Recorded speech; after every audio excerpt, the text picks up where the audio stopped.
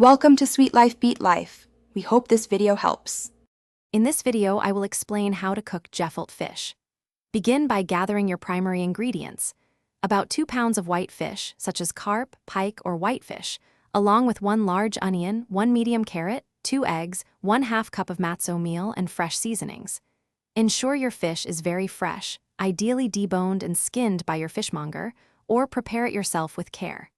This initial preparation is crucial for developing the rich, authentic flavors that truly define homemade gefilte fish, promising a delightful culinary experience.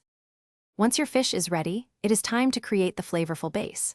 Process your deboned fish, the large onion, and the medium carrot together until the mixture is finely ground and uniform. Transfer this blend to a large bowl. Now, add your 2 eggs, 1/2 cup of matzo meal, 1 teaspoon of salt, and 1/2 teaspoon of black pepper.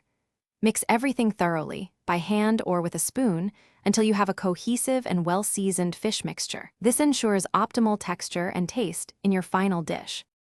With the mixture prepared, it is time to form your gefilte fish patties. Moisten your hands with cold water and gently shape the fish mixture into oval pieces, each about 2 inches long. Now, prepare your poaching liquid in a large pot. Fill it with enough water to cover the fish, add 2 sliced carrots for flavor, along with 1 teaspoon of salt and 1/2 teaspoon of pepper.